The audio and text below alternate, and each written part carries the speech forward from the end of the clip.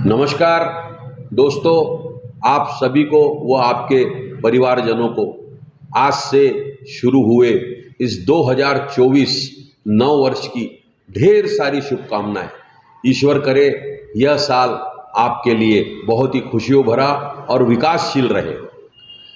इस नव वर्ष के पावन अवसर पर हमने ये संकल्प लिया है कि जरीपटका और आसपास के क्षेत्र जो हमारा प्रभाग क्रमांक 1 है, यहाँ से नारा तक, वहाँ विकास के काम हमने नगर सेवक न रहते हुए भी काफ़ी किए हद से, और माननीय डॉक्टर नितिन राउत साहब के निधि से भी हमने बहुत सारे काम, जो कि पिछले 5 साल का टेन्योर भाजपा का था, उन्होंने कई जगहों पर एक बेसिक एम्यूनिटी भी नहीं दी, तो उनको भी हमने आमदार फंड से देने का प्रयास किया। और इस वर्ष भी हमने बहुत सारी योजनाएं उसके लिए मंजूर करवाई है। आने वाले महीने 2 महीने में वो भी काम काफ़ी शुरू होने जा रहे हैं। हम चाहेंगे कि लोगों को बेसिक एम्यूनिटी सबसे पहले मिले, जो कि मनपा का काम है, मगर मनपा देने में विफल रही है। और पिछली सरकार जो थी भाजपा की महानगर पालिका में, उन्होंने इतने बड़े नारा प्रभाग में वादे तो बहुत किए थे, मगर किसी भी प्रकार से उस पर अमल नहीं हुआ। जबकि उनके नेतागण 400 करोड़ रुपए बेसिक एम्यूनिटी पे खर्च होने का दावा करते रहे। मगर आप आके देखेंगे, हम ऐसी ऐसी जगह आपको देखने को मिलेंगी नारा प्रभाग में कि जहां विकास कोसों दूर है। एक आप देखिए, बेसिक एम्यूनिटी जिसे कहा जाता है कि जो भी वहाँ रहते हैं उनको सबसे पहले गटर लाइन, सड़क, पानी की लाइन, स्ट्रीट लाइट, ये चीज़ें सबसे बेसिक मानी जाती है। और वो बेसिक एम्यूनिटी ही अगर आप नहीं दे पाते हो, जो कि मनपा से नागरिकों को मिलने वाला मूलभूत अधिकार है, तो किस प्रकार का विकास के आप दम भरते हो।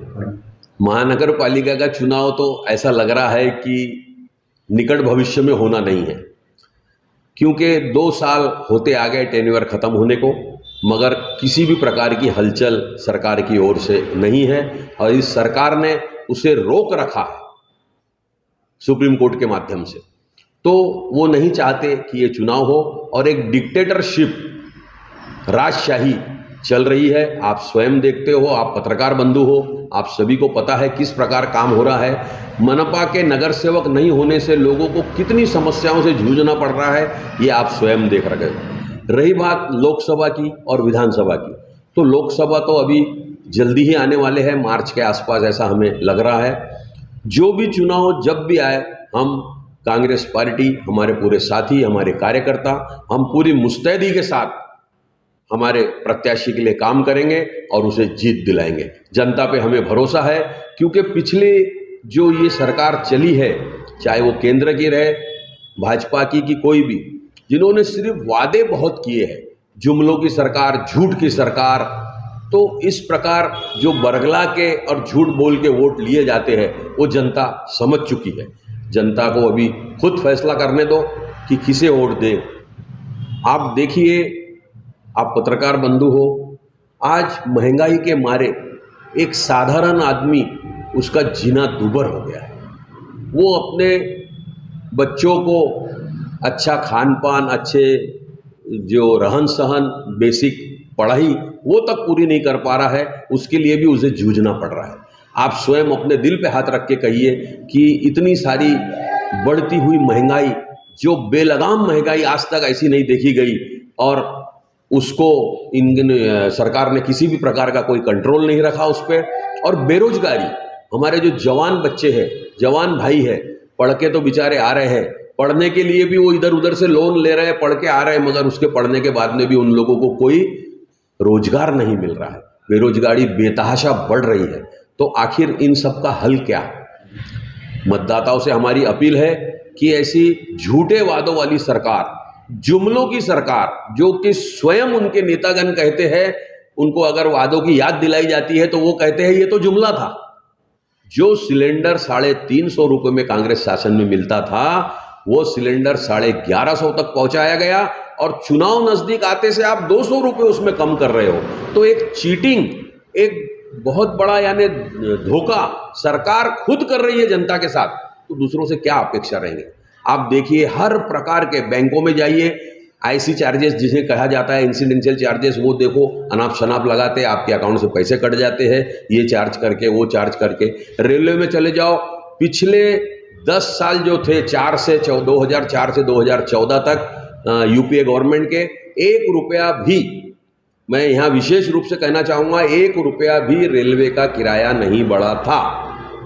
अभी आप देखोगे उसकी अपेक्षा लगभग डबल, और कहीं जगह तो डबल से भी ज़्यादा किराए हो चुके हैं। उसके बाद में भी रेलवे की क्या हाल है देखिए। आरटीओ आप चले जाइए, आरटीओ की जो 50 रुपये 30 रुपये रिन्यूअल की फीस रहती थी, आज 300 500 800 1000 हो गए हैं।